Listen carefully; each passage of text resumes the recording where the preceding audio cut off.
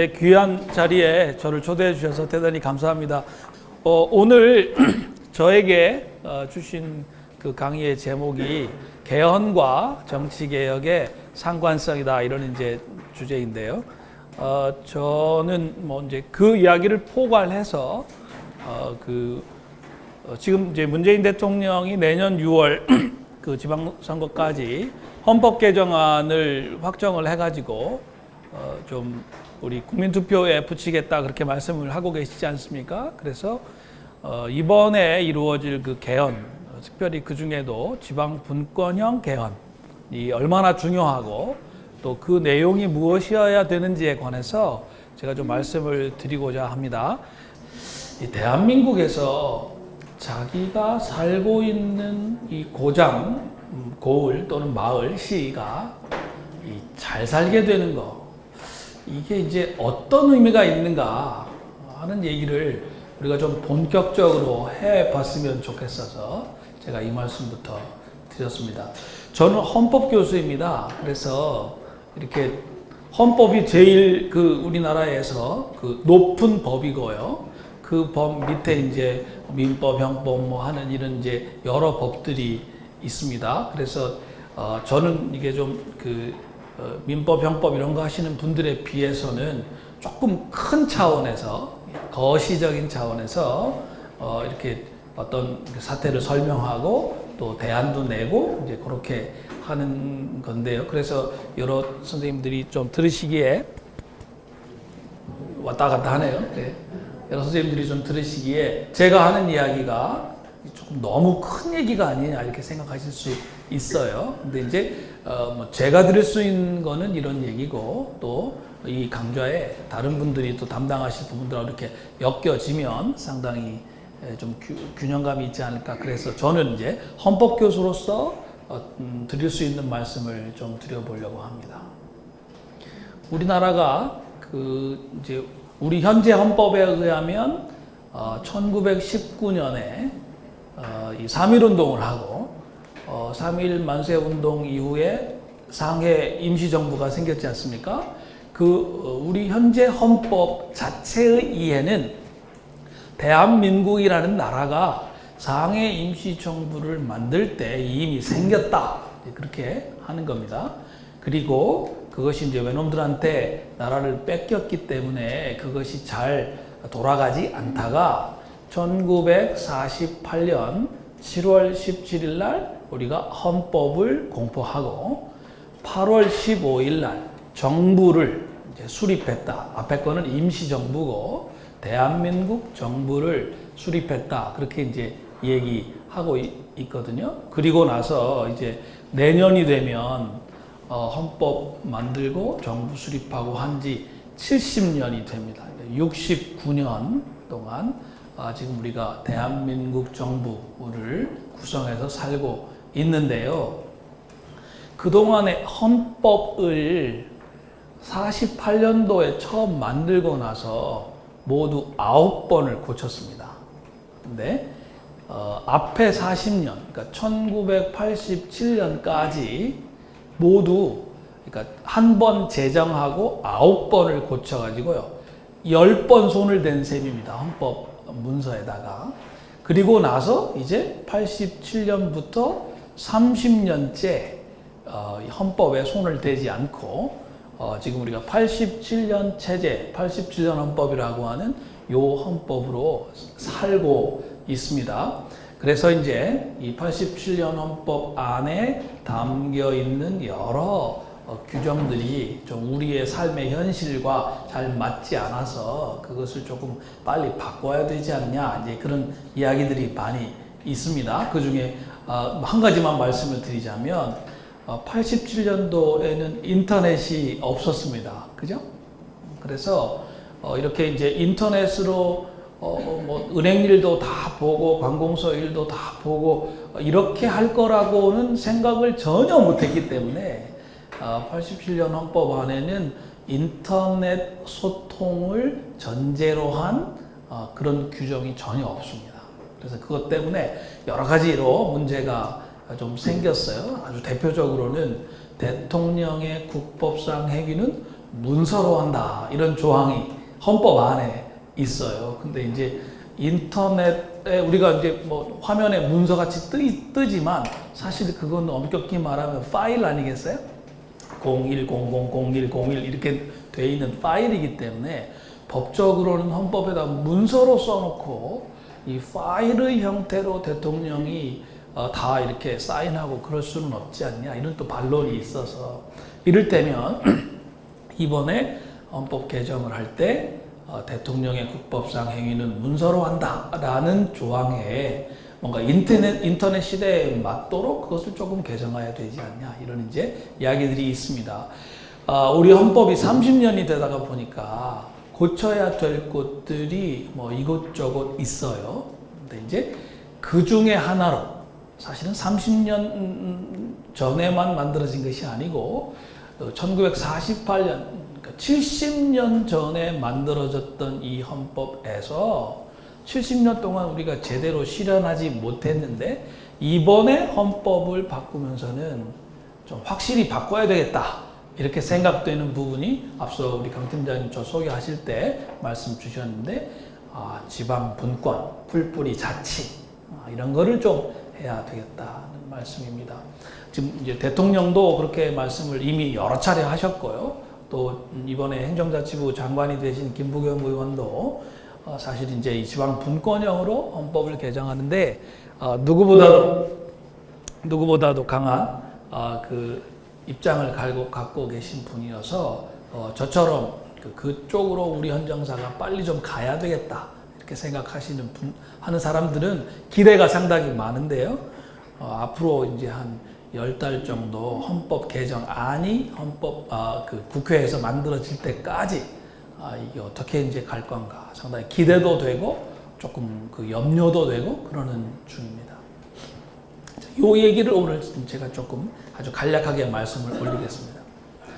1948년도에 우리가 처음 헌법을 만들 때 어르신들 많이 계셔서 잘 아시겠습니다만은 우리가 35년 동안 외놈들의 제국주의 지배를 받은 다음에 38도선 남쪽에 3년 동안 미 육군 별 3개짜리 중장이었습니다. 이름이 존 하지라고 하는 분인데 이 존 하지 미 육군 중장이 최고 사령관이 되어가지고 이 군정을 했습니다.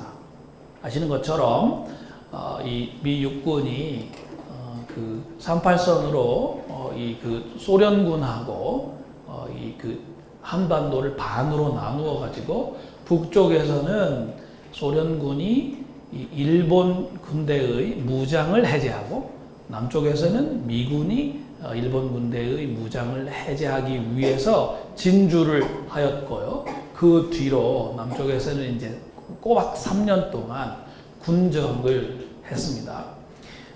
그러니까 이제 우리 그 대한민국 정부가 수립될 때 가장 큰 영향을 행사한 나라를 하나만 꼽아라. 그러면 당연히 미합중국, 미국을 꼽아야 할 겁니다.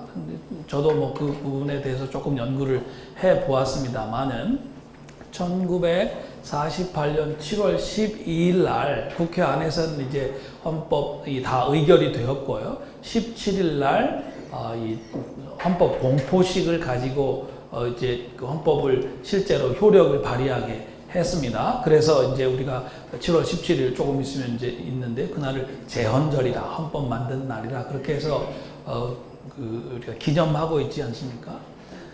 근데 그 헌법을 만드는 그 과정을 이렇게 살펴보면 실제로 헌법 그 자체를 만드는 데는 우리 재헌 의원들 198명 재헌 의원들이 많은 역할을 하셨는데요. 그 전에 이 재헌 의회 선거를 48년 5월 10일 날 했는데 그 선거를 하기 전에 이미 굉장히 많은 부분에 있어서 미 군정의 영향 속에서 어떤 나라를 만들어야 되는지가 거의 다 정해졌다. 이렇게 이제 생각하시면 될 것 같습니다. 예를 들어서 이 헌법 차원에서 비교해 보자면 1948년도에 출발한 대한민국 헌법의 가장 큰 특징은 한 3가지 정도로 말씀드릴 수가 있습니다. 첫 번째는 국민이 나라의 주인이 되는 그런 나라다.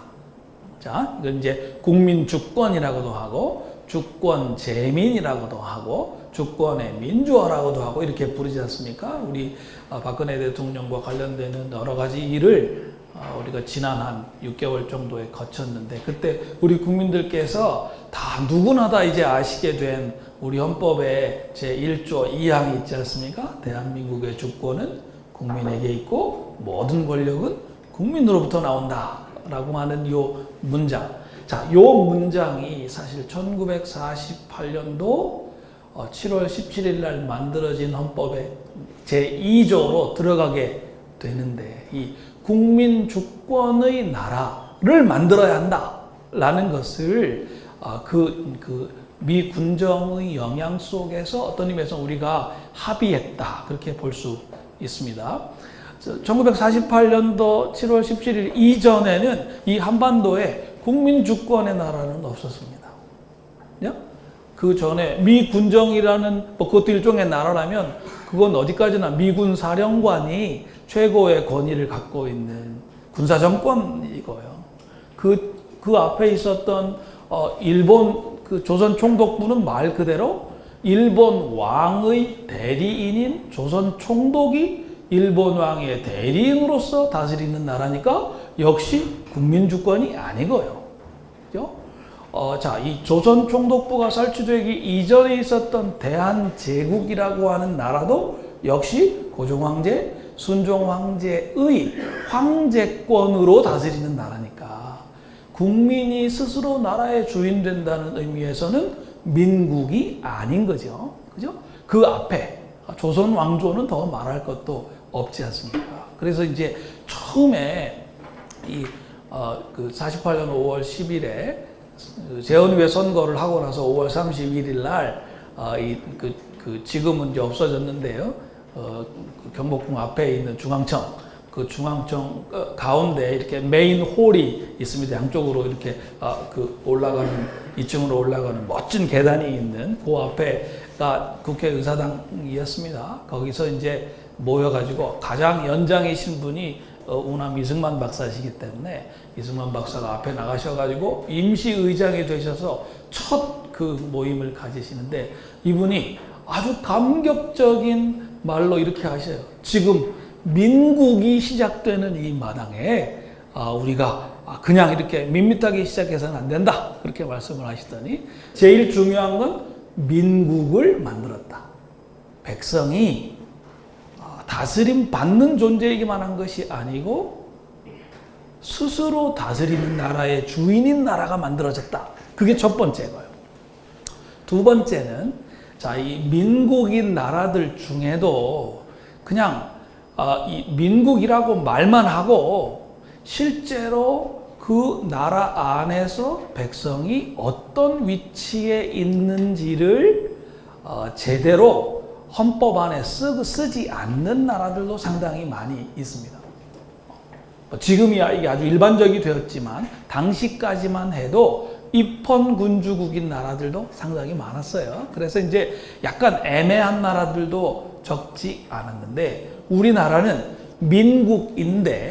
민국이면서 나라의 주인인 이 시민들이 그 나라 안에서 어떤 존재인지를 기본권이라고 하는 권리의 장전을 가지고 권리의 목록을 헌법 안에다가 써넣는 방식으로 확실히 보장하는 그런 나라가 되었습니다. 자, 이것을 이제 헌법학자들이 기본권 보장이라 그렇게 얘기하는데요. 자, 이건 쉽게 말하면 이겁니다.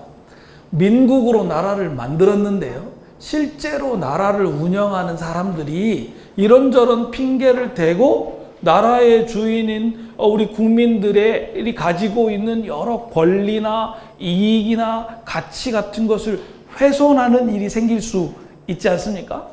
예를 들어서 뭐 독직을 할 수도 있고요. 재산권을 막 침해하는 경우도 있겠고요. 또 데려다가 막 고문을 시키거나 아니면 양심의 자유를 막 침해해서 고백해 이렇게 하는 경우가 있을 수 있지 않겠어요? 그런데 이런 것을 대비하기 위해서 헌법 안에다가 권리의 목록을 써놓는다는 거죠. 예를 들어서 모든 국민은 종교의 자유를 가진다. 모든 국민은 재산권을 가진다. 모든 국민은 언론, 출판, 집회, 결사의 자유가 있다. 모든 국민은 인간답게 살 권리를 가진다. 모든 국민은 재판을 청구할 권리가 있다. 이를테면 이런 거. 자, 민국은 민국인데 이런 목록이 없는 나라가 제법 있었어요. 그때까지는. 근데 우리는 처음부터 시작하면서 권리의 목록을 헌법 안에다가 써놓는 그런 나라가 되었습니다. 그러니까 이제 사실 가만히 생각해 보셔요. 여기 어르신들 아마 기억하시겠습니다만 이승만 대통령이 첫 번째 대통령하고 두 번째 할 때까지는 뭐 그냥 그랬던데 삼선 개헌을 하고 나서부터는 박마리아, 이기붕 이런 사람들이 말하자면 이승만 대통령을 이렇게 신격화하는 방식으로 하면서 장기 집권을 해서 여러 문제들이 발생하지 않았습니까? 그죠? 1960년에 3.15 부정선거를 하는 바람에 좀 여러 가지 일들이 있었는데 그래서 결국 4.19 혁명이 벌어져가지고 나라가 뒤집어지지 않았습니까? 그때 4.19에 나왔던 4.18, 4.19의 그 거리로 나왔던 시민들이 이 나라는 우리 국민들의 나라다 이렇게만 주장하지 않고 지금 이 정부는 국민이 가지고 있는 기본권을 제대로 보장하지 않는다. 자, 부정선거가 왜 나쁘겠습니까? 부정선거는 국민의 정치적인 참여권을 권력이 왜곡해가지고 실현하지 않는 정치적 참여권을, 그러니까 선거권을 어떤 의미에서 훼손하는 가장 극악한 방법이기 때문에 부정선거를 일삼는 정권을 그대로 내버려 두어서는 안 된다. 이렇게 했던 거지 않습니까? 그죠? 자, 그런 일들이 1980년 5월에도 있었고 1987년 6월에도 있었는데 자, 이런 일들이 모두 다 헌법 안에 있는 우리 국민들이 가지는 기본권의 목록을 근거로 주장할 수 있게 됐다. 그 말씀입니다. 그죠? 자, 민국. 기본권이라고 하는 권리의 헌장. 자, 또 하나가 더 있습니다. 이건 뭐냐면 권력의 견제와 균형이다. 권력의 견제와 균형입니다. 자, 민국을 만들고 기본권을 존중하고 보장하는 그런 나라를 만드는 것도 대단히 좋은데 어쨌든 민국을 운영하는 것도 그렇고 기본권을 보장하는 것도 그렇고 결국은 권력으로 할 수밖에 없지 않습니까? 자, 민국인 나라에서 그 시민의 선거를 거치지 않고 어떤 권력이 오래 갈 수는 없어요. 자, 1961년에 박정희 장군이 은인자중하던 군부는 어쩌고저쩌고 이렇게 이제 5.16 군사 쿠데타를 딱 시작했을 때 포고한 혁명 포고문 그 앞부분을 제가 지금 말씀드렸는데 이 권력을 장악하고 나서도 이분이 1962년도에 헌법을 만들고 1963년도에는 이 윤보선 씨하고 대통령 직선제로 붙어서 결국은 선거를 통해서 본인이 했던 쿠데타를 사후적으로나마 정당화하는 일을 했던 것 아마 여기 어르신들 다 기억하실 거라고 생각합니다. 자, 민국을 다스리는 정부도 기본권을 보장하는 정부도 결국은 민주주의에 의해 가지고 시민들의 동의를 받지 않을 도리는 없어요. 우리가 1972년 이후에 박정희 대통령께서 북한하고 아주 큰 이제 이 뭐 전쟁이 혹시 날지도 모른다 해서 비상사태를 선포하고 유신헌법을 만드셨어요. 근데 이제 뭐 다른 거는 다 우리 국민들이 그냥 그렇냐 이렇게 했지만 사실 유신헌법부터는 박정희 대통령이 어떤 의미에서는 61년도에 5.16 군사쿠데타 하고 63년에 윤보선 씨하고 대통령 직선제에서 붙어서 정권을 차지했던 그때의 어떤 의미에서는 초심을 좀 잃으신 측면이 있어요. 유신헌법 이후부터 이 전두환 씨가 대통령 할 때까지는 대통령 직선제가 아니었습니다. 체육관에서 유신 동일 주최 국민회의든지 대통령 선거인다든지 이런 걸 해가지고 뭐 신문에서 다들 그냥 약간 비아냥거리는 쪽으로 대통령 그 체육관 대통령이다. 되게 그랬던 거 여러분 기억하실 겁니다. 자, 제가 지금 무슨 말씀을 드리려고 하는 거냐면 민국을 다스리는 기본권을 실현하기 위한 정부도 그냥 가만히 두면은 권력의 속성상 이렇게 권력을 집중시키고 권력을 다른 사람들과 나누지 않고 혼자 독차지하려고 하는 이런 경향이 있다 그 말씀입니다. 서양 사람들 중에 바로 이와 같은 현상을 쉽게 한 문장으로 설명한 분이 있어요. 액튼이라고 하는 분인데 절대적인 권력은 절대적으로 부패한다. 이렇게 절대적인 권력은 절대적으로 부패한다는 말을 뭐 서양 사람들한테 우리가 굳이 그 예를 빌려올 필요가 없다고 생각합니다. 우리나라에 예컨대 이승만 대통령이나 박정희 대통령이나 이런 분들이 장기 집권을 하시다가 보니까 정권의 말기에 우리가 우리 눈으로 봤던 것들이 다 그렇다는 겁니다. 자, 대한민국 헌법은 처음에 시작할 때부터 민국이고 또 기본권을 보장하고 세 번째로는 권력들끼리 견제와 균형을 하도록 이렇게 만들었습니다. 자, 권력의 견제와 균형을 어떻게 하느냐 여러 가지 방법이 있을 수 있는데요.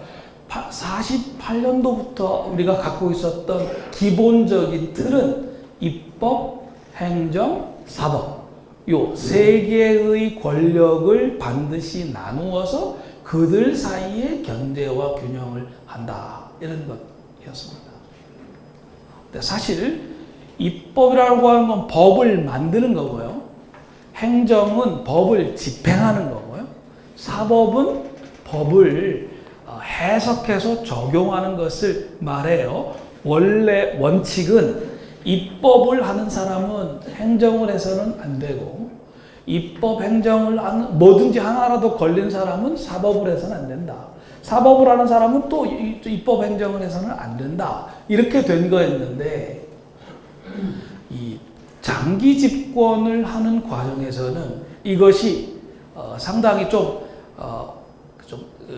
간접적으로 이렇게 서로 연결이 되는 일들이 있었습니다. 제가 간단히 설명드려 볼게요.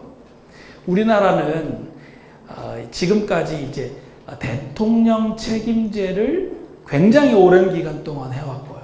의원 내각제 또는 내각 책임제는 1960년도에 채택해서 61년 5월 달까지 10달 채 안 되는 기간 동안 잠시 했었습니다. 원래 대통령제라고 하는 건 입법, 행정, 사법의 이 견제와 균형이 잘 돌아가야만 하는 제도입니다.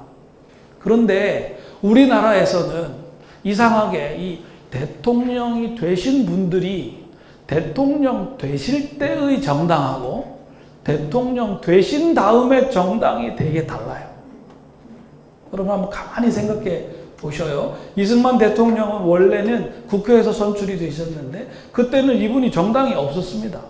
그러다가 두 번째로 대통령 직선제 선거에 이제 출마한다고 할 때 자유당을 원외 자유당부터 만드셨어요. 그죠?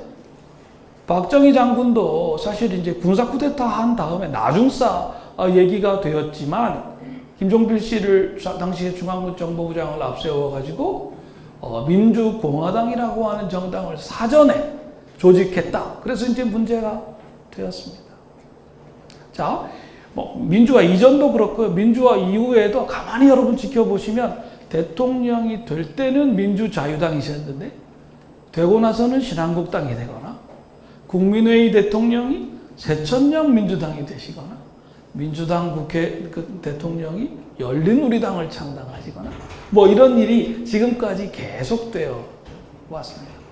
제가 왜 이 말씀을 드리는가 하면 강력한 대통령이 자기 스스로 이렇게 통솔하는 정당에 의해 가지고 입법부하고 행정부를 모두 다 장악하는 일이 비일비재하게 우리나라에서는 벌어졌다는 겁니다. 원래는 대통령제 국가에서는 이렇게 돼서는 안 됩니다. 미국 같은 나라가 가장 대표적인 나라인데요. 대통령도 의회에 그 주요한 국회의원들에게 협조를 요청하는 거지 이래라 저래라 말할 수가 없는 것이 대통령제의 상식이에요. 차라리 이렇게 입법부하고 행정부를 이렇게 통틀어서 같이 나라를 움직이겠으면 내각 책임제를 하면 됩니다. 내각 책임제는 원래가 그렇습니다. 자, 조금 다른 쪽을 말씀드려 볼게요. 혹시 입법과 행정이 함께 가더라도 사법부만 독립해 있으면 입법과 행정이 잘하는 거는 시민들이 선거에 의해서 평가하면 되는 것이고 잘 못할 때는 사법부가 좀 판결에 의해 가지고 이렇게 저렇게 좀 하면 된다 이렇게 생각하실 수 있는데 실제로는 그렇지가 못했습니다. 상당히 오랜 기간 동안 우리나라의 사법부의 우두머리가 대법원장이셨는데 이 대법원장을 대통령이 임명하는 체제가 있었습니다. 그리고 사법부 안에는 판사들은 사실은 높은 판사 있고 낮은 판사가 원래 없는 거예요. 여기 오산에 있는 시법원에 계시다고 해서 그분은 이렇게 하바리 판사고 저 서울에 중앙법원에 있다고 해가지고 그분은 높은 판사고 판사는 원래 그런 거 없는 겁니다. 판사는 가장 일선에서 판단을 하더라도 당사자들이 그 판결에 만족해가지고 항소를 하지 않으면은 올라갈 일이 없기 때문에 가장 하급심이라는 말도 맞지 않고요. 1심을 담당하는 판사가 저 대법원에 앉아 계신 대법관이나 똑같은 거다. 원래 이게 바로 사법의 논리입니다. 그런데 우리나라는 이상하게요. 1심에 있는 판사는 그냥 대강 해도 되고 나이 뭐 20몇 살짜리 인제 사법연수원 나온 친구가 앉아서 판사라고 그냥 그렇게 하고 그러니까 사람들은 가서 재판을 받아도 이건 뭐 재판을 제대로 받은 건지 저 친구가 뭘 할까 이런 생각이 들어서 당연히 항소하고 항소 한번 하고 나면 한번 해봤으니까 또 상고도 또 하고 이렇게 이제 3판 적어도 3세판이다 이렇게 이제 무조건 높은 데로 올라가 보자 이런 이제 생각이 지난 70년 동안 우리나라에 아주 그냥 일종의 법 감정으로 다 생겨버렸는데 이것도 굉장히 지금 냉정히 생각해 보면 별로 좋은 태도가 아니에요. 근데 그렇게 된 이유가 우리나라의 사법부의 판사님들을 그렇게 관료 체제로 승진하는 체제로 만들었다는 겁니다. 그리고 그 승진의 맨 꼭대기에 누가 있냐면 대법원장이 계시고요. 요 대법원장을 대통령이 임명을 하니까 결국은 대통령은 대법원장 한 명만 잘 임명하면 사법부 전체를 좌지우지할 수 있는 상황에 놓이게 됐었다고 하는 겁니다. 특별히 박정희 대통령 시절, 전두환 대통령 시절에는 요새 많이 없앤다고 합니다만 법원에 이 무슨 그 정보기관에 계신 분들이 또 계셔가지고 뭐 이렇게 저렇게 했다. 그래서 당시에 판사님들이 퇴임하면서 써놓은 글들을 보면 굉장히 어려운 일이 많이 있으셨어요. 자, 입법, 사법, 행정으로 권력을 나누어 가지고 권력끼리 견제하고 균형하게 하자라는 것이 민국을 만드는 것하고 기본권을 보장하는 것하고 함께 우리나라가 시작될 때부터 말하자면 견지되었던 그 원칙이다 이렇게 말씀드릴 수 있는데 앞에 두 개에 비해서는 상당 부분 좀 흩어졌다 이렇게 제가 말씀드리겠습니다. 민주화 이후에는 그래도 비교적 좀 돌아간다 이렇게 말씀을 드릴 수가 있겠습니다. 이 말씀드리다 보니까 조금 길어졌는데요. 오늘 제가 더 좀 세게 말씀드리고 싶은 게 이제 다음 포인트입니다. 그런데 미국 사람들이 자기네 나라의 민주주의를 헌법의 형태로 만들 때는 제가 방금 말씀드린 것과 함께 가장 중요하게 생각하는 한 가지를 우리 대한민국을 시작할 때는 요구하지 않았습니다. 그게 뭐냐면 풀뿌리 자치라고 합니다. 풀뿌리 자치 또는 공간적 권력 분립이다. 제가 여러분 보실 수 있는 글에는 그렇게다가 써놨는데요. 공간적으로 자치하는 거. 자, 왜 풀뿌리 자치가 중요해요? 여러분 미국이란 나라의 역사를 읽어보면요. 원래 이 나라가 13개의 식민지에서부터 시작한 나라예요. 13개 식민지가 모두 힘을 합해가지고 영국이라는 식민 종주국을 전쟁을 해서 내쫓고 만든 나라입니다.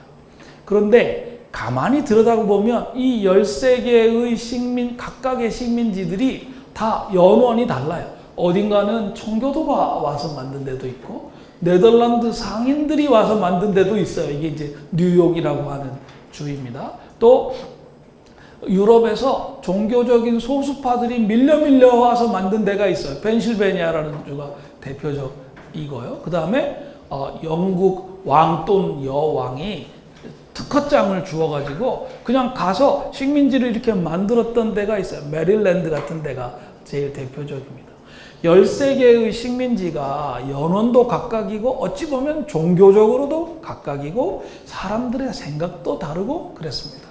그래서 이 사람들은 처음에 나라를 만들 때 1776년에 독립을 했는데 그 뒤로 한 13년 동안 13개 식민지로 각각 살자 이렇게 했어요. 각각. 웬만하면 서로 만나지 말자. 근데 그렇게 하다 보니까 뭔가 불편한 게 너무 많아서 결국 1789년에 헌법을 만들고 우리가 지금 아는 도널드 트럼프가 이제 대통령이 된 미국 연방정부라는 것을 만들게 됐습니다. 그러니까 여러분 이거 역사적으로 반대로 생각하시면 안 돼요. 미국이라는 나라는 각 지방의 정부가 먼저 생겼고 그 정부가 불편하고 좀 뭔가 함께 해결해야 될 일이 있으니까 연방정부를 나중에 만든 나라예요. 그래서 이 사람들은 민주주의의 기본적인 틀이 각 지방이라고 생각합니다. 네? 가만히 생각하면 이게 사실은 앞뒤가 맞는 말입니다. 우리는요 지금 저 문화관광부에 이번에 뭐 블랙리스트 때문에 문제가 많이 됐습니다만 문화관광부에 있는 관리들이 서울에 계시는 유명한 언론정보학이나 영화학 가르치는 이 교수님들하고 시민단체 몇 분들하고 이렇게 만나서 회의를 해가지고 우리나라 영화관에 스크린 쿼터를 40%로 할란지 50%로 할란지 그렇게 결정하는 것을 당연하다고 생각합니다. 우리나라 사람들은. 그죠? 거기서 스크린 쿼터 몇 %라고 결정하면 여기 오산이건 저 목포건 아니면 제가 사는 포항이건 그 중앙정부가 만든 결정에 따라 가지고 그 지역 사람들이 우리는 한국 영화를 좀 더 보게 60%로 하자라고 해도 하기가 어렵습니다. 그죠?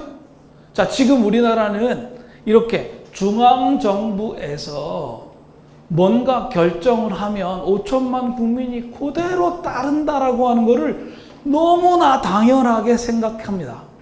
그런데 미국 사람들은 말도 안 된다고 생각합니다. 예를 들어서 제가 버지니아 사람이라면 애초에는 그 연방 정부가 뉴욕에 있었어요. 만약에 뉴욕에 있는 몇 사람이 정해서 버지니아의 세금을 몇 %로 해라 라고 했다면 버지니아 사람들이 코웃음을 칠 겁니다. 아니, 지놈들이 버지니아에 와보기라도 했대? 여기 살아보지도 않은 사람들이 어찌 자기들끼리 거기서 그렇게 정한단 말인가? 실제로 삶을 살아가는 사람들이 자기들끼리 해결할 수 있는 문제에 관해서는 자기들끼리 책임지고 결정하면 됐지. 왜 그걸 책임도 못 지는 사람들이 자기들 마음대로 결정한단 말인가? 이건 앞뒤가 안 맞는다 라고 생각을 했을 거라는 겁니다. 사실 이 풀뿌리 자치라고 하는 것은 다른 말이 아니고요. 함께 살아가는 사람들이, 그러니까 오산에서 함께 살아가는 사람들이 자기들 사이에서 충분히 결정하고 책임질 수 있는 문제를 왜 수원에 있는 도청에서 정하느냐? 왜 여의도에 있는 국회나 서울시 종로구에 있는 청와대에 있는 분들이 정하느냐? 이번에 뭐 이번 정부의 청와대 수석들이 다 잘생겼다고 뭐 그런 재미있는 농담들이 돌아다니는 걸 봤습니다만은 잘생긴 건 잘생긴 거고 그 사람들이 오산에 이 어떤 동네에서 벌어지는 문제를 뭘 그렇게 잘 알아서 그 사람들이 그걸 다 결정하느냐. 헌법 안에다가 잘 나누어 가지고 오산 사람들이 결정할 수 있는 건 오산 사람들이 결정하게 하고 오산 사람들이 결정하기 어려운 거나 아니면 경기도 사람들이 함께 결정해야 좋을 거나 아니면 대한민국 사람들이 다 함께 결정하는 것이 좋겠는가. 그런 거는 여의도 국회나 청와대에서 정하고 웬만한 건 오산 사람들이 스스로 결정할 수 있게 하자. 사실은 1948년도에 헌법을 만들면서 미국 사람들이 그때 관여했던 미국 사람들은 당연히 저처럼 생각합니다. 그런데 이상하게 그때 이 풀뿌리 자치에 관한 것은 강하게 요구하지 않았습니다. 왜 그랬을까요? 자, 한 가지만 예를 들어 말씀드릴게요. 경찰의 별명이 뭡니까? 근데 경찰의 별명이 원래 민중의 지팡이 아니에요? 아니, 제 어렸을 때 제가 60년대 중반에 태어났는데요. 조금 어리게 보이는 거 저도 잘 알고 있습니다. 경찰이 민중의 지팡이라고 제가 배웠는데 어렸을 때부터 한 번도 경찰이 민중의 지팡이라는 느낌이 없었어요, 저한테. 네? 제가 80년대에 대학을 다녔는데요. 아까 말씀하신 것처럼 또 경찰들이 이렇게 두 가지 모습 중에 하나 있습니다. 정복을 하고 있는 경우가 아니면 하나는 이렇게 사복 입고 그 하얀색 화이바를 쓰고 있어요. 그걸 저희가 백골단이라고 불렀는데 막 데모하는 애들 잡아가고 그렇게. 아니면은 그 더운 여름에도 그 로마 군인들이 입었을 것 같은 거를 입고 이렇게 앞에 이렇게 뭐 그 야구할 때 포수들이 이렇게 하는 거 있죠? 그거 하고 이렇게 하고 막 이렇게 밀고 이제 로마 군단이거나 백골단이거나. 그런데 배우기는 민중의 지팡이.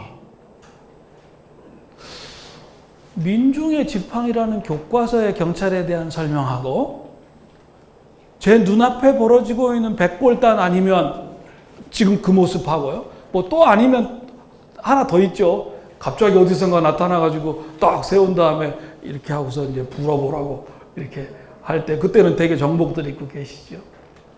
왜 민중의 지팡이라고 하는 경찰의 어떤 이념적인 본질하고 시민적 상식에서 시민들이 느끼는 이미지 속에서 백골단이거나 짭새거나 로마 군단인가 하고 이렇게 차이가 나는가?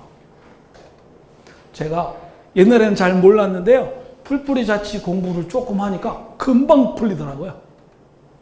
대한민국은 지금 경찰이 국립경찰 하나밖에 없습니다. 경찰 병력이 10만 명이 넘는데요. 네?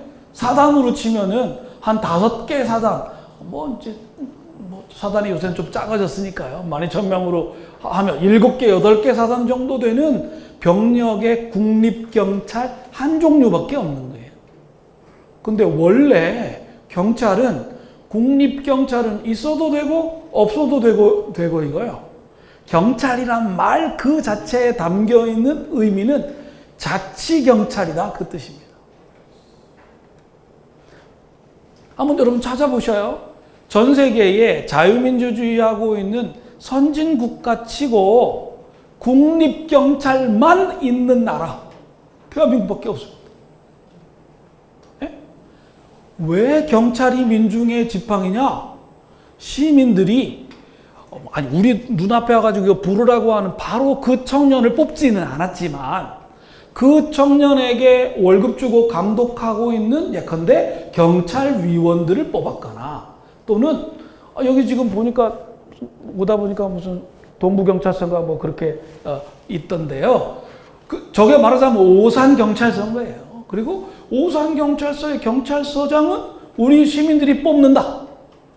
이렇게 되니까, 아니 시민들이 선출을 하는데 그 경찰이 시민들을 짭새가 뭘 보듯이 그렇게 대할 수 있겠습니까? 또 우리 시민들이 그 경찰을 야 짭새 이렇게 할 수는 없겠죠. 왜냐하면 우리가 월급 주는 사람들인데, 한두 다리 건너면 다 아는 사람, 아니 한두 다리 건너서 다 아는 사람들이니까 부정부패할 거다. 지금까지 이게 상식이었는데요. 솔직히 말씀드려 볼게요. 우리나라에 지금 경찰이든 검찰이든 뭐든 다 중앙 집권적으로 다 서울에 어딘가를 타가지고 이렇게 낙하산 타가지고 다 내려오는데, 대한민국 사람들 치고 거기 한두 다리 건너서 이렇게 그 선을 넣어가지고 이렇게 저렇게 하는 그런 부패가 더 많지, 우리 동네에서 우리가 함께 살아가는 사람들 안에서 투명하게 경영이 된다면, 아니 한두 다리 건너서 안다 그래가지고 왜 그게 부정부패의 온상이 되겠습니까? 지금 검찰 개혁한다고 하니까요, 경찰들이 신나셨어요. 검찰에서 최소한 수사권은 떼가지고 경찰한테 줄 거다. 검경 수사권 조정을 할 수밖에 없을 거다. 그래서 경찰이 지금 뭐 개혁하겠다고 또 이런 말씀들 많이 하시는데, 우리 국민들이 검찰이 지금까지 권력에 붙어가지고 굉장히 잘못된 것을 해왔다는 생각을 많이 하시기 때문에 검찰을 개혁하는데 다들 찬성이시라고 생각해요. 그런데 검찰 개혁하는 방향이 검찰이 그동안 행사한 권력을 다 경찰한테 몰아주는 거다. 만약에 결론이 그렇게 난다면 또 많은 분들이 그건 아니지 이렇게 생각하실 거예요. 경찰이 인권을 존중하는 수사기관이 될 수 있도록 감시하는 체제가 만들어져야 하는데, 그 감시 체제가 경찰 안에도 있어야 되겠고 검찰을 통한 감시도 있어야 되겠지만, 10만 명이나 되는 그 경찰 조직 안에서 감시 체계를 만들다 보면 어디선가 문제가 또 생길 가능성이 많다는 말씀입니다. 기본적으로는 국립경찰하고 자치경찰을 나누어서 자치경찰 중에 상당한 부분은 우리 시민들이 직접 통제할 수 있는 방법을 열어야 된다. 영국 같은 데를 뭐 요새 이제 영국이 좀 나라가 많이 바뀌어가고 있어요. 그래서 사실 민주주의의 선진국으로 그 영국을 얘기하기가 조금 어려운 지금 상황이 여러 가지로 펼쳐지고 있어서 조금 조심스럽습니다만은, 그래도 우리가 교과서에 나오는 영국을 생각해 보면 이 사람들은 기본적으로 이 경찰이라고 하면 시민들의 자치적인 치안이 바로 경찰이다. 영국 경찰은 그래서 총도 안 갖고 다녀요. 그냥 뭐 가끔씩 말 타고는 나타나는데 대체로 이렇게 건장하신 분이 그 말소리 크게 사람들이 다 거기 따라요. 왜냐하면 그 사람이 진짜 민중의 지팡이이기 때문입니다. 우리나라 헌법에요. 그래서 48년도에 풀뿌리 자치, 지방자치에 대한 규정이 두 조문이 들어오긴 들어왔는데요. 사실상 하나마나한 조문이 들어왔습니다. 어떻게 됐냐면 지방자치단체가 있기는 있는데 그 지방자치단체가 자치에 관해서 누릴 수 있는 권한은 중앙정부의 장관의 명령을 위반하지 않는 범위여야 한다. 이런 규정이 있었습니다. 문장의 그 내용은 조금 다른데 설명하면 딱 그런 겁니다. 그러니까 장관이 가만히 생각해 보시면 여러분, 우리 지금 시장님 여기 선출하시죠? 시의원들도 다 선출하지 않습니까? 근데 우리가 선출한 사람이 만든 룰이, 규칙이, 자, 장관들은 선출 안 하지 않습니까? 지금 뭐 장관들은 국회에서 청문회는 합니다만은 청문회를 해서 국회가 동의를 안 해줘도 대통령이 임명할 수 있잖아요. 이번에도 지금 한 분 외교부 장관 그렇게 임명하셨는데 장관들은 우리가 선출한 사람들이 아닙니다. 우리에게 책임지는 사람들이 아니에요. 그런데 장관이 장관 명령을 발할 수 있게 되어 있거든요. 근데 그 장관의 명령하고 우리가 선출한 사람들이 만든 여기 이제 조례라고 지금은 부르죠. 그 조례하고 두 개가 어긋나면 뭐가 우선이냐고요? 장관의 명령이 우선이다. 우리 헌법이 처음부터 그렇게 만들어져 있었습니다. 그렇게 만들어진 헌법을 가지고 아무리 지방자치를 잘 해봐도 열심히 여기 오산시의회에서 오산시장님이 잘 해보려고 해도 행정자치부 장관이 또는 다른 부 장관이 오산시에서 하는 거 마음에 안 들어 라고 해서 틀어버리면 도대체 어떻게 해볼 수가 없는 그런 상황이 됐어요. 그래서 이거를 갖다가 속칭 이할자치다 그렇게 설명합니다. 18 중에 이할 20% 정도 자치를 하는지 마는지 그렇다고 했습니다. 근데 여러분 놀라지 마셔요. 이렇게 이할자치가 가능한 헌법 규정을 가지고 우리가 살아오다가 군사정권이 들어와 가지고는 그것도 안 했습니다. 박정희 장군이 대통령이 되신 다음에 지방자치법을 만들어서 지방자치를 할 거다라고 말씀을 하시고 지방자치법을 안 만들었어요. 그래서 60년대에는 지방자치가 여기 어르신들 아마 기억나실 겁니다. 민주당 정권 때 1960년도에는 지방자치를 해가지고 뭐 면장이니 면의원이 다 뽑으셨어요. 저희 집안에도 그렇게 해서 선출되신 분들이 계셨댔어요. 근데 군사정권이 들어와서는 싹 없어졌어요. 그리고 1972년도에 유신을 선포한 다음에는 아예 어떻게 하셨냐면 헌법 부칙에다가 규정을 뒀어요. 이거는 지방자치는 총력 체제가 필요한 상황이니까 통일되고 나서 생각해 보기로 한다. 헌법 조문안에는 아까 말씀드린 이할자치 규정이 있는데 이거를 시행 안 한다. 그렇게 썼었습니다. 전두환 씨가 정권을 잡은 다음에 어떻게 했냐면은 그래도 이 통일될 때까지 미루는 거는 너무니까 재정 여건을 봐서 재정 자립도를 봐서 좀 한다. 그랬는데 결국 안 했습니다. 여러분 아마 기억나실 거예요. 이제 날짜가 얼마 안 남았는데 1987년 6월 29일 날 노태우 씨가 6.29 선언이라는 걸 했던 거 기억나시죠? 그때 일본이 대통령 직선제한다 이거였고요. 그 다음에 김대중 씨를 포함해서 정치범들을 사면복권한다. 그리고 8개 항을 얘기했는데 6번째인가에 지방자치를 이제 한다. 그렇게 했었습니다. 결국 군인들이 정치를 하던 시절에는 지방자치를 그나마도 안 했어요. 87년도에 헌법을 마지막으로 개정하면서 그때 좀 우리가 정신을 더 차렸어야 되는데 군인들하고 타협을 해서 헌법을 개정하다 보니까 48년도에 만든 헌법을 거의 그대로 그냥 부활을 시켰습니다. 그리고 나서도 지방자치를 정치인들이 하기 싫어가지고 죽겠는 걸 90년도에 지방자치 법을 만들고 91년도에 첫 번째 선거했던 거 기억나시죠? 그리고 나서도 지방자치의회 의원은 뽑았는데 지방자치단체장은 안 뽑았어요. 그래서 이제 김대중 씨가 1995년도에 단식투쟁을 해가지고 95년도에 처음으로 3년짜리 지방자치단체장을 뽑아서 그 이후에 지금까지 이르게 된 겁니다. 여러분, 제가 아주 헌법학자로서 단적으로 말씀드릴 수 있습니다. 결론적으로 단언해서 말씀드릴 수 있습니다. 우리 현재 하고 있는 지방자치는 이할자치밖에 안 되는 절른발이 지방자치입니다. 네?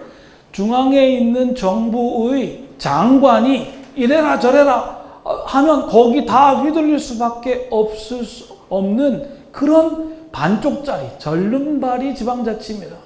자, 그러니까 지방자치 그 단체장이나 의원들이 여기 오산은 그래도 낫습니다. 여기 이제 서울에 차 몰고 가면 안 막힐 때는 그래도 1시간이면 가고 1시간이면 오시잖아요. 그러니까 시장님이나 그 시의원들이 예산을 확보하거나 정부에 뭐 입법 조치를 부탁하거나 이럴 때 한나절이면 왔다 갔다 하시는데 제가 사는 포항은요, 서울에 가려면 한나절이에요.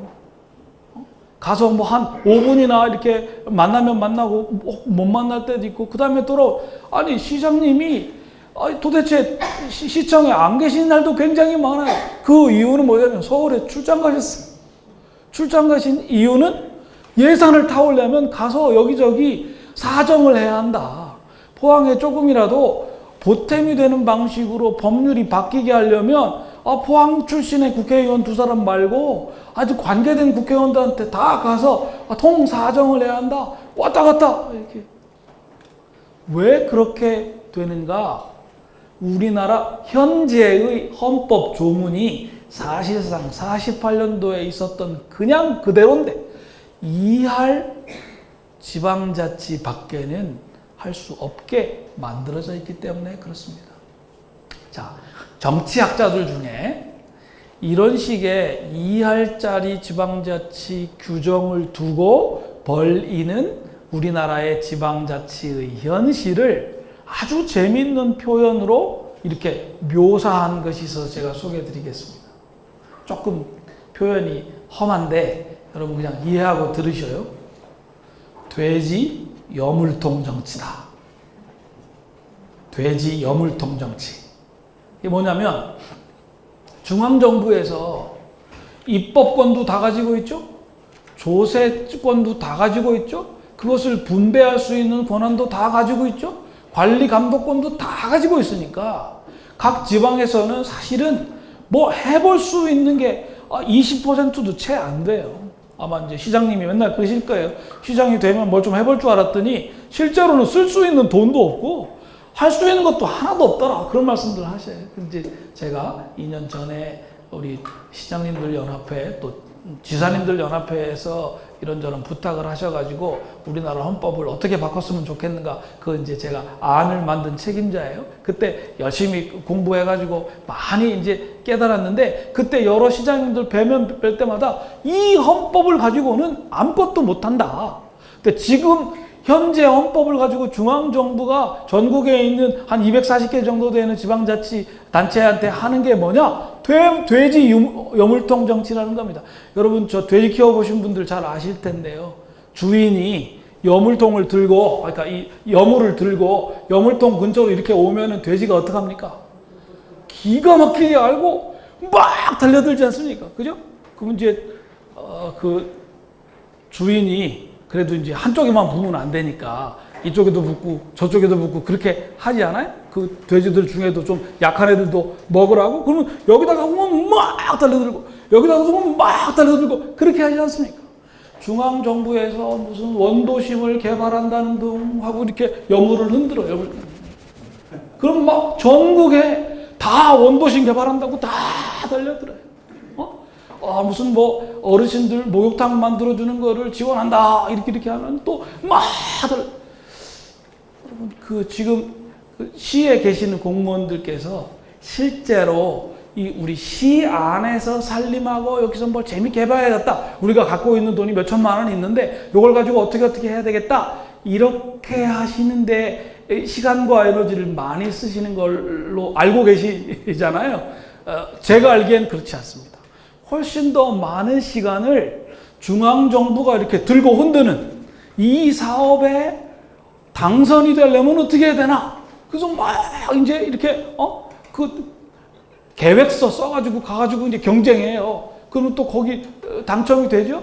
그러면 또 이제 그 다음에 돈이 내려올 거 아닙니까? 그러면 매칭 펀드를 또 해야 돼요. 저 뒤에 팀장님들 잘 아실 거예요. 우리 오산시의 살림 중에 이렇게 저렇게 해가지고 어쨌든 여기에다 매칭 펀드를 갖다 내야 돼요. 그리고 나서 한 1년쯤 지나고 나서는 내려온 돈을 어떻게 썼는지 공무원들하고 같이 밥 먹을 때 공무원들이 꼭 하시는 일이 있어요. 사진 찍어요. 왜 그런 줄 아세요? 중앙정부에서 내려온 돈이기 때문에 어디다 썼다는 거 증거를 남기려면 사진을 꼭 찍으셔야 돼요. 아니, 이런 식으로 하는 행정력 낭비가 굉장히 많다. 왜 지금 이런 일이 벌어졌는가? 헌법이 잘못됐어요. 아니, 중앙정부에 계신 분들하고도 제가 이런저런 프로젝트도 하고 그래서 이제 만날 기회가 있는데 제가 이런 말씀을 강하게 드려요. 그러면은 행정자치부에 있는 분들은 아이고 저희가 뭐 힘이 있습니까? 이렇게 딴 데로 대체로 기획재정부에 넘깁니다. 기획재정부에 있는 분들도 저희는 그냥 예산을 짤 뿐이에요 하고 이렇게 넘겨. 장관들한테 물어도 장관들도 다 넘겨. 심지어 제가 대통령을 만나본 적은 없습니다만은 대통령을 만나도 똑같이 헌법이 이래서 어쩔 수가 없어요. 지금 모두 다 헌법 탓을 하고 있습니다. 제 결론은 헌법을 바꿔야 된다. 이번에 한 10달 정도, 이제 내년 2월 달까지 안에 나온다니까요. 한 10달 정도 애써서, 딴 거는 모르겠고, 솔직히 말하면은 지금 여의도에 있는 국회의원들하고 대통령하고 사이에 암중 모색하고 있는 것은 현재로는 대통령이 한 6.5, 국회가 3.5 그렇게 이제 권력을 나누고 있거든요. 근데 대통령들이 잘 못한다고 국회가 4.5에서 5 정도로 권력을 더 내놔라. 솔직히 말하면 그렇게 얘기하고 있는 겁니다. 그 딜이 어떻게 되든지 국민들은 아무 관심 없어요. 다 그 사람들인데. 오히려 자기들끼리 나누고 있는 그 권력을 한 반 정도 줄여가지고 한 반 정도 권력을 그 중에 반은 광역으로 주고 다시 반은 기초로 주고 그래서 우리끼리 제발 우리끼리 세금도 걷고 우리끼리 법률도 만들고 우리끼리 좀 어떻게 신나게 살아보게 좀 해두고 저는 이게 지방분권형 헌법 개정의 기본 취지다 이렇게 말씀드리겠습니다. 제가 2년 전에 스위스라는 나라에 갔었습니다. 가서 정말 깜짝 놀란 적이 한 번 있어요.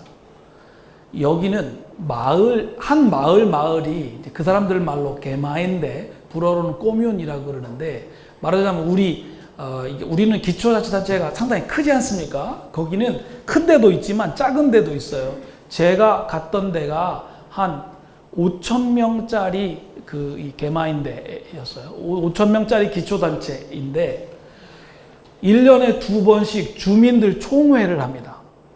주민들이 다 누구나 와가지고 예산안 결정하고 하는 딱 그날이에요. 거기를 제가 가서 구경을 했는데요.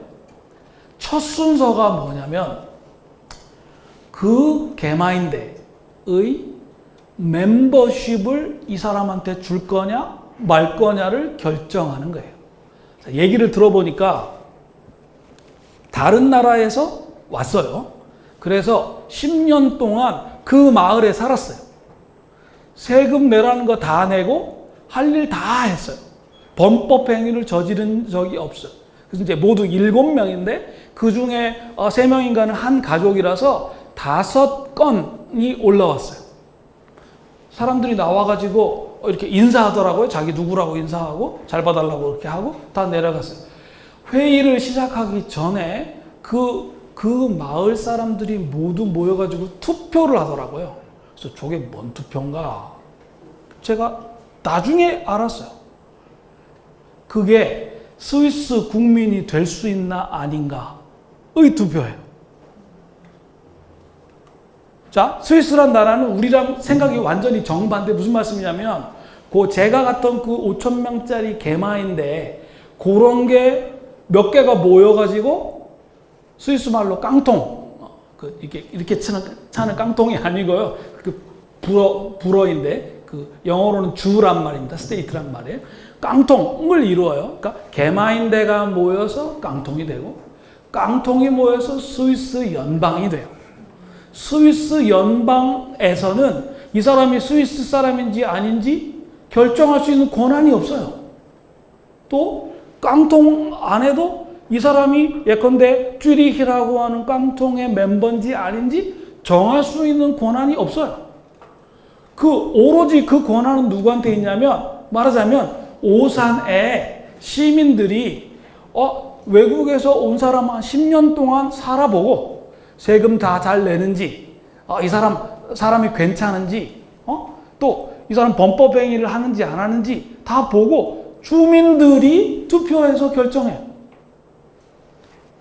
다른 회의를 한참 하다가 이제 그 투표 결과가 나왔어요.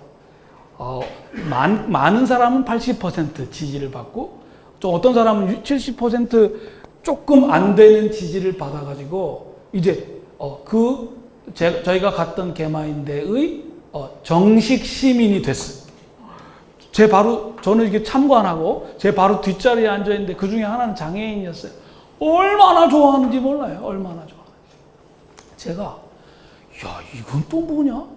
제가 거기 마을을 포함해서 스위스에서 한 2주일 정도 이렇게 여기저기 돌아다니면서 공부를 했는데요. 그날 봤던 모습이 잊혀지지가 않았습니다. 지금 우리나라는 외국에서 온 누군가를 우리나라 사람으로 시킬 거냐 말 거냐, 그걸 어떻게 결정하냐면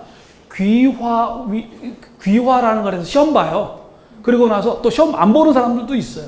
그건 결국 법무부에 파견 나가 있는 우리 검사들이 몇 사람 위원회를 구성해서 거기서 결정해요.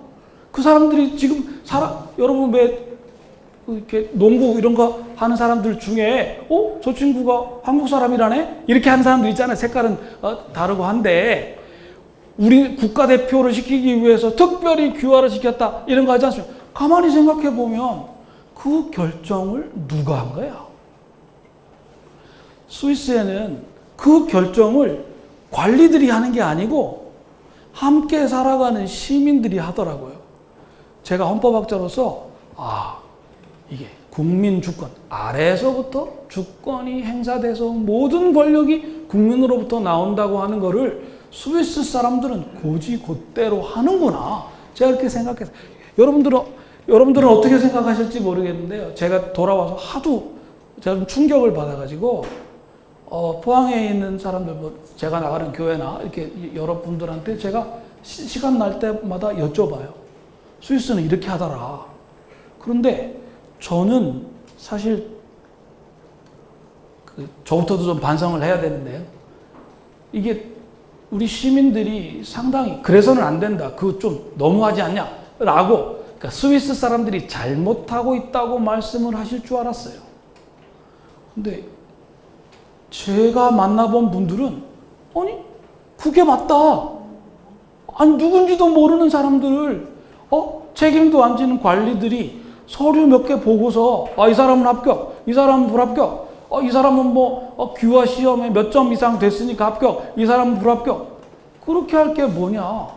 만약에 여기 이제 와서 살 거라면 한 10년 살고 그 10년 동안 범죄를 저지르거나 이러면 그냥 안 되고 세금 다 내고 해야 될 일 다 하고 나서 그 주위에 있는 이웃들이 투표해서 결정하는 식으로 해야 이게 이제 이 나라의 이 국민의 격이 올라가지 않겠냐. 포항에 계신 분들 중에 제가 만난 분들은 대체로 이런 생각이셔요.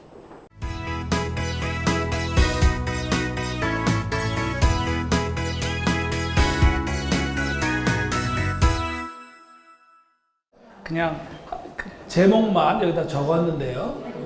아주 간단히 구체적으로 헌법 개정을 한다면 어떤 내용이 들어가야 되겠냐. 아마 자료에는 있는 걸로 아는데요. 그 얘기를 아주 그냥 제목만 말씀을 드리겠습니다. 저는 한 4가지 정도가 제일 중요하다고 생각해요. 요 4가지는 우리 헌법 이번에 개정할 땐 들어가야 된다. 첫 번째는 아까 제가 말씀드린 기본권 있죠. 국민의 기본권 안에 주민으로서의 자치권을 꼭 좀 넣어야겠다고 생각합니다. 왜냐하면 이거를 안 넣으니까 지방자치단체가 그냥 중앙정부가 시켜서 일하는 하부기관 정도로 생각하는 경향이 특별히 중앙정부에 많아요. 그런데 만약에 주민으로서의 자치권을 기본권 중에 하나로 넣으면 모든 지방자치단체는 이 기본권을 실현하기 위해서 만들어진 게 되잖아요. 그러니까 이제 중앙정부도 결국 국민을 위해서 국민이 만든 거고 지방정부도 국민을 위해서 국민이 만든 거니까 각각 좀 정당한 헌법적인 근거를 가지고 서로 좀 지혜롭게 잘 어떻게 해봐라 라고 우리가 말할 수 있을 것 같습니다. 저는 요 주민자치권을 기본권으로 넣는 게 제일 중요하다고 생각합니다. 두 번째는 지금 우리나라는 법률을 여의도에 있는 국회 밖에 못 만들어요. 근데 뭐 옛날에 그 군사정권에 맞서기 위해서는 그럴 수도 있었다고 생각하는데 이제 좀 지방자치를 하려면 헌법 안에다가 이렇게 좀 크게 좀 범주를 나누어 가지고 예를 들어서 도의회가 할 수 있는 사항 또 이 기초의회가 할 수 있는 사항들을 좀 나누어서 규정하는 것이 좋겠다. 저는 그렇게 생각합니다. 사실 이거는 학자들끼리는 이미 상당 부분 합의가 있어요. 그리고 지금 현재의 지방자치법이라고 하는 법률 안에도 비슷한 규정이 있습니다. 그래서 막 이렇게 너무 어렵게 생각하지 말고 지금 해오던 것들부터도 조례가 아니라 일종의 법률을 적어도 광역자치단체는 만들 수 있도록 하자. 이렇게 이제 생각하고요. 자, 요것과 관련해서 아주 중요한 부분이 세금입니다. 세금. 조세. 지금 세금을 거둘 수 있는 기관은 그러니까 세금을 정할 수 있는 거 그건 국회밖에 없어요. 그런데 그렇게 하니까 쓸데기 없는 세금을 많이 걷기도 하고 또 중간에 너무 누수가 많아요. 그러니까 중앙정부가 세금을 다 걷어가지고 각 지방에 결국 나눠주게 되는데 결국 쓴 걸 보면 중앙정부가 45%, 지방정부가 55%를 이미 쓰고 있어요. 근데 그럴 바에야 쓰는 사람이 거둘 수 있도록 또 하자. 그러면 우리 국민적인 합의를 이루어가지고 지금 우리가 내고 있는 세금 수준에서 뭐 얼마 안 올리고 복지 비용이 있으니까 이제 조금 더 올라가는 건 감수를 해야 되겠는데 그 범위 내에서 각 지역의 자치의회도 스스로 세금을 매기고 걷고 그렇게 할 수 있도록 하자. 총액에서 넘어가지 않는 걸 전제로 이제 이렇게 할 수 있을 거라고 봅니다. 여기 주부님들도 많이 계신데요. 결국 이렇게 들어오는 돈을 어느 정도 가늠을 할 수 있어야 살림을 사는 거 아니겠습니까? 얼마 들어올지 알지도 못하는 상황에서 살림을 어떻게 살겠어요? 그런 의미에서는 지금 우리나라의 지방자치가 아주 이제 세대기 살림 살듯이 하도록 만들었다. 근데 이제 자꾸 양입제출을 자꾸 해야 살림살이가 좀 슬기가 더 슬기로워진다. 저는 그런 생각이고요. 세 번째는 재정 조정 제도라고 하는 것이 헌법 안에 좀 들어갈 필요가 있다고 생각합니다. 무슨 말씀이냐면 지금도 우리나라에 잘 사는 지역이 있고 잘 못 사는 지역이 있지 않습니까?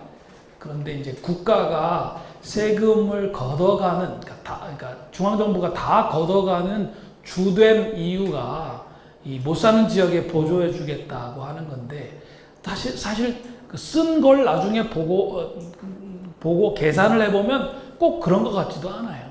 그러니까 이제 어느 정도는 다 각각 자기 살림을 하게 해 주되 잘 사는 지역에서 못 사는 지역으로 세금이 좀 재정이 흘러갈 수 있도록 하는 제도를 만들 필요가 있다는 거죠.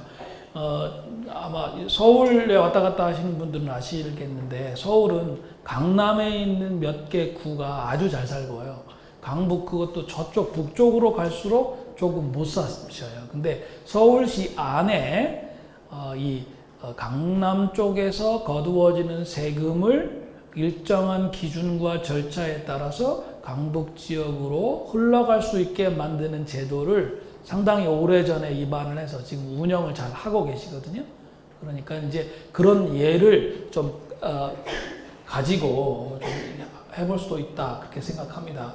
여기 지금 경기도 지역에 사실 물은 다 저 강원도나 충청북도에서 흘러오는 물을 다 잡수시는 거잖아요.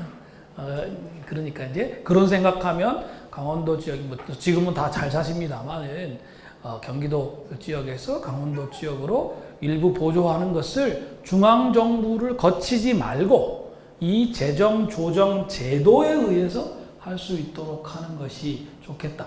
비슷한 예가 독일이나 오스트리아나 그런 그 유럽의 나라들에 많이 있어요. 근데 그것도 공부한 분도 상당히 많이 있기 때문에 하기 나름이다 그런 생각입니다. 네 번째로는 지금 우리나라는 단원제 국회입니다. 국회가 이렇게 모둠이 하나밖에 없지 않습니까? 안민석 의원이 가 있는 그 국회 298명인가 그 국회 하나밖에 없는데 대부분의 나라에서는 모둠을 하나 더 만들어 가지고 양원제로 되게 합니다. 네? 이 지방자치를 하면서는 양원제를 하는 것이 훨씬 더 바람직한데 제가 그 양원제 안을 만들어 봤더니 여러 가지 안이 있는데 많은 학자들이 상원 의원들도 직선해서 뽑자 이렇게 주장을 하시더라고요. 근데 그게 더 뭐 깨끗한 측면은 있어요. 그런데 생각을 해보니까 만약에 그렇게 주민들이 직선을 해서 상원의원 한 50명 정도를 뽑아버리면 그 상원 의원들이 그 다음에 도지사 선거 나오고 그 다음에 대통령 되겠다고 할 것 같더라고요. 그래서 이제 그 상원 의원들에 의한 중앙 집권을 피하기가 상당히 어렵겠다고 좀 생각이 들었습니다. 그래서 제가 제안하는 거는 조금 다른 방식인데 독일 사람들은요, 각 지방에 지방자치단체가 있고 그 지방자치단체의 대표들로 구성을 해요. 큰 지방자치단체, 거기는 주인데 큰 주는 대표가 5명, 그 다음에 작은 주는 뭐 3명인데도 있고 2명인데도 있고 그렇게 해서 이제 구성을 하거든요. 근데 제가 만들었던 안은 그것도 우리나라 같은 경우에는 지금 의원 내각제가 독일은 다 의원 내각제예요. 근데 우리는 의원 내각제가 아니고 대통령제 비슷한 걸 하고 있어서 만약에 그렇게 하면 지방자치단체 장이 그 3명 또는 5명을 사실상 지명할 수 있는 권한이 생겨서 이건 너무 좀 위험하다 그런 생각이 들어가지고 하여튼 굉장히 오랫동안 이렇게 토론을 한 끝에 저희들이 내놓은 안은 이렇습니다. 광역자치의회에서 반절을 선거하고 그다음에 기초자치의회의 연합회, 그러니까 경기도 기초자치의원들이 다 모여서 거기서 반절을 선거하고 그래서 경기도 전체 상원의원이 80명 정도 되면 경기도에서 한 12명 정도가 가는데 그 중에 반절은 이제 광역자치의회에서 선거하고 나머지 반절은 6명이죠. 기초자치의회 연합회에서 선거하는 방식으로 그렇게 하고 그 상원의원들은 임기가 2년이어서 그 임기 동안 그러니까 자치의원들의 임기 동안 한 번 정도는 개선을 할 수 있도록 그래서 이제 여의도에 지금 현재 있는 국회의 어떤 권한이 만약에 10이라면 이렇게 구성되는 참사원의 권한은 한 3이나 4가 좀 안 되게 그렇게 구성하면 지금까지 우리가 우리 헌정을 이끌어온 그 연속선을 해치지 않으면서 좀 이렇게 옮겨갈 수 있지 않겠나 그렇게 생각했습니다. 요 4개 주민으로서의 자치권, 그다음에 입법권의 분권화, 그다음에 재정 조정제도, 지역 대표형 양원제도 이렇게 4개는 뭐 세세한 제도는 헌법을 제정하는 과정에서 또 타협이 될 수 있다고 생각해요. 그렇지만 요 4개는 빠짐없이 좀 들어가는 게 좋겠다. 저는 그렇게 생각합니다. 자, 시간이 좀 많이 갔습니다만 여러 선생님들 오늘 제가 좀 짧게 드린 말씀 들으시면서 이 얘기는 좀 내가 해야 되겠다. 그렇게 말씀을 주셔도 좋고요. 또 뭐 제게 질문이 있으시면 해주셔도 좋습니다. 10분 정도 시간을 쓸 수 있겠습니다. 네, 부탁드릴까요? 예, 선생님. 제가 이 자치분권하고 관련해서 이제 유튜브 강의까지 다 들었거든요. 그리고 여기 와서 또 강의를 듣고 있는 건데 그 주제가 자치분권이기 때문에 헌법 개정도 자치분권에 초점이 맞춰져야 하는 게 당연하다라고 생각을 하는데 이제 강의를 듣는 제 입장에서는 헌법 개정은 자치분권하고 관련된 그 내용도 중요하지만 좀 다층적으로 접근해야 되는 게 아닌가 네. 생각을 해서 예를 들면 생태 문제, 그다음에 기후 문제, 그리고 정보의 문제, 디지털 문화의 문제나 또 그다음에 문화의 문제까지도 이제는 헌법에 좀 다뤄져야 된다라고 그렇게 생각을 하는데 저의 생각을 이렇게라도 말씀을 드리면 또 좀 의견이 전달되지 않을까 해서 말씀을 드려봤습니다. 아유, 감사합니다. 네, 감사합니다. 박수 한번 주실까요? 네, 저쪽에 네, 마이크 가는 동안 제가 짧게 좀 첨언을 드리겠습니다. 그 유럽하고 저희가 굉장히 다른 점이 유럽은 EU가 있어서요. EU의 헌법이 각 개별 국가의 헌법으로 생각하면 굉장히 좀 진보적이랄까요? 그런 것들을 많이 얘기했고요.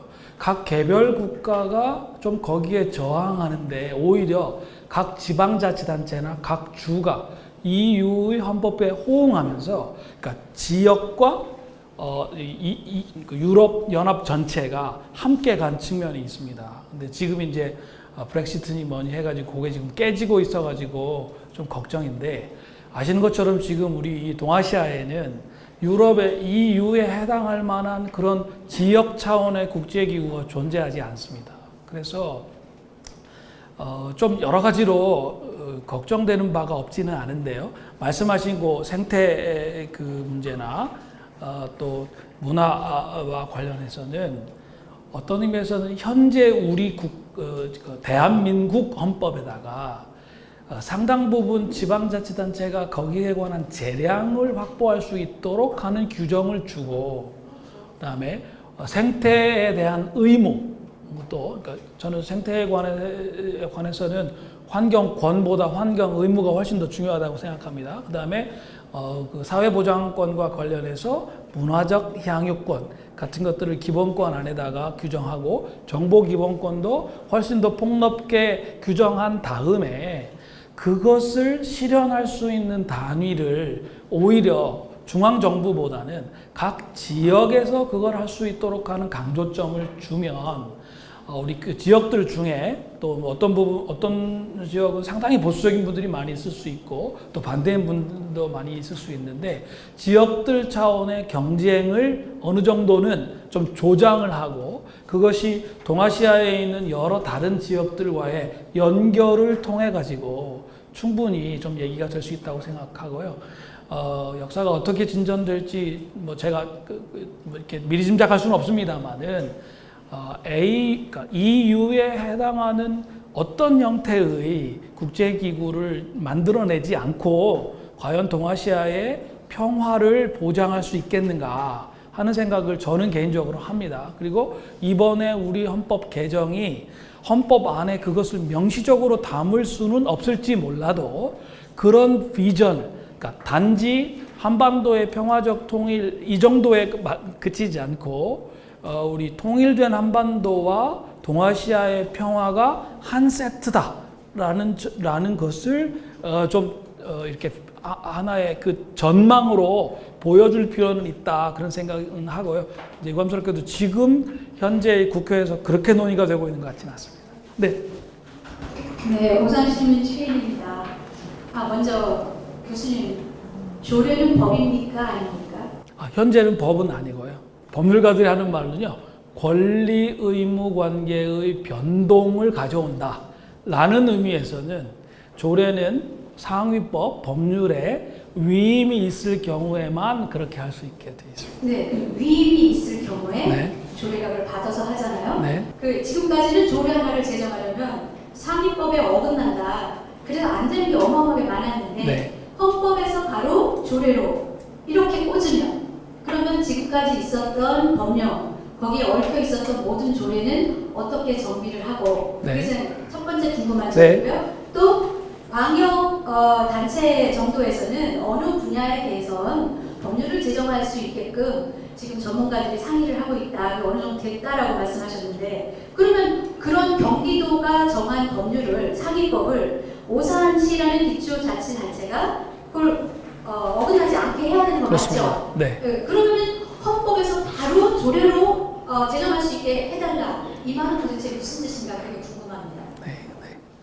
네, 우리 질문하신 선생님은 아마 이제 전공을 좀 이쪽으로 하신 것 같아요. 사실 굉장히 그 정확한 질문을 하셨습니다. 많은 논란이 있을 수 있는 건데요. 일단 저는 조례라고 하는 말 자체가 우리나라에서는 이제 지방자치단체의 의회가 제정하는 걸로 좀 독점적으로 쓰이고 있어요. 근데 굳이 그렇게 쓸 필요가 없다. 이제 그런 생각을 일단 가지고 있고요. 그래서 적어도 광역 의회 같으면은 경기도 법률을 만들 수 있어야 되지 않나. 이제 그런 생각을 저는 갖고 있고요. 이제 말씀하신 대로 법령의 그러니까 위임이 있어가지고 만약에 지금까지 그렇게 잘 해왔다면 헌법 개정을 안 해도 된다라는 이야기가 있을 수 있을 것 같아요. 그런데 지금까지는 이건 이제 지금까지 꼭 그래왔다는 것만이 아니고 권력의 속성상 중앙정부 그 자체의 통치에 이익이 있기 때문에 지방정부에 관해서 간섭을 일부러 자제하거나 안 하는 경우는 우리가 기대하기가 좀 어려울 것 같습니다.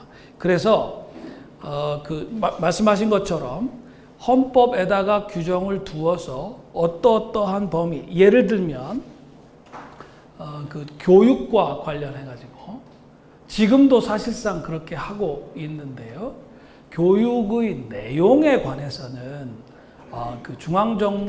대한민국 국회에서 만드는 각종 법률로 기본적인 내용은 정하도록 하고 그 내용의 기본 틀 아래에서 실제로 그 내용의 디테일한 것을 채우거나 그것을 집행하는 문제와 관련해서는 도의회가 정할 수 있도록 여지를 주어도 되지 않나. 이제 이를테면 그 교육을 예로 들자면 그렇게 할 수 있습니다. 지금도 이제 아시는 것처럼 교육청 교육감들이 상당히 많은 부분 재량을 발휘하고 있는데 어떤 의미에서는 그것을 이제 현실화 해야 되지 않나 이제 그런 생각이고요.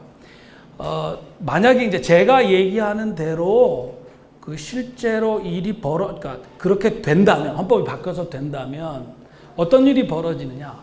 지금은 오산시 의회나 경기도 의회가 뭔가를 이렇게 했는데 그것이 행정자치부의 어떤 이 지침하고 맞지 않으면 당장의 행정자치부에서 오라고 합니다. 그래서 이거 안 되니까 이거는 고쳐라. 만약에 이걸 안 고치면은 중앙정부 차원에서 일정한 제재를 하겠다. 청년수당 등등을 할 것이냐 말 것이냐를 두고 성남시하고 서울시가 지난 한 2, 3년 동안 보건복지부하고 겪었던 여러 가지를 생각해 보시면 돼요. 근데 그 내용 자체는 별로 이렇게 말릴 만한 것이 아닌데 그 권한을 서울시나 그 성남시가 보건복지부와 상의하지 않고 행사하는 것이 싫어서 심지어는 중앙정부가 거의 같은 프로그램을 운영하면서도 못하게 했던 것이 현실이거든요. 근데 지금은 그것을 갖다가 이제 직권적으로 취소하고 다시 하고 이제 이런 일이 벌어지게 됩니다.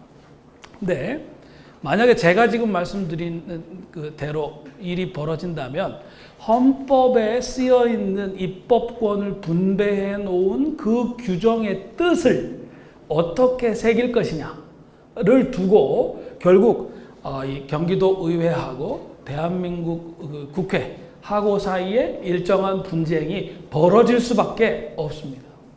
이 분쟁은 주로 저희들이 짠 그 권력 구조에 따르면 헌법재판소에 가가지고 해결이 되는데 제 생각은 헌법재판소에서 이 분야에 대해 가지고 한 2건이나 3건 정도의 결정이 내려지고 나면 그것이 판례가 되어서 그 다음부터는 상당히 많은 부분 문제가 풀릴 것이다. 그렇게 생각하고요.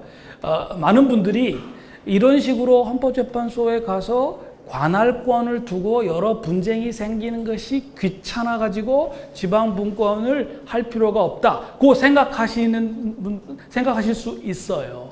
그런데 첫째로 이건 지방자치, 풀뿌리 자치를 입법의 차원에서까지 한다면 안 할 수 없는 일종의 비용이고, 둘째로는 지금도 그와 유사한 일들이 벌어지고 있는데 그 벌어지는 내용이 시민들의 눈앞에서 누구 말이 옳은지를 따져보면서 이렇게 되는 것이 아니고 오히려 상급 기관인 행정자치부나 중앙정부의 보건복지부와 하급 기관으로 취급당하고 있는 각 지방자치단체 사이의 일종의 힘겨루기의 형태로 벌어지고 있어서 저는 지금 같은 형태의 힘겨루기가 훨씬 더 행정력이 낭비되고 쓸데없는 에너지 낭비가 있지 않은가 그런 생각입니다. 그 좋은 질문 감사합니다. 네, 저 외람되지만 짧게 네. 한마디만 첨언하겠습니다. 위민이 위탁해 가지고 다 개별법의 근거를 두고 법이 시키는 대로 했는데 네. 그것을 법령을 거치지 않고 헌법에서 바로 조례로 이런 식으로 했을 때 거꾸로 모든 조례를 다 새로이 정비를 해야 되는지. 근데 이제 일단 지금 원칙이 안 바뀐 거니까 원칙이 바뀌면 아마 대대적인 그 법령 정비에 관한 생각하는 시간들이 있어야 되지 않을까 그렇게 생각하고 그 과정에 많은 부분들이 잘못된 것들이 좀 바로잡히지 않을까 생각합니다. 네, 감사합니다. 네.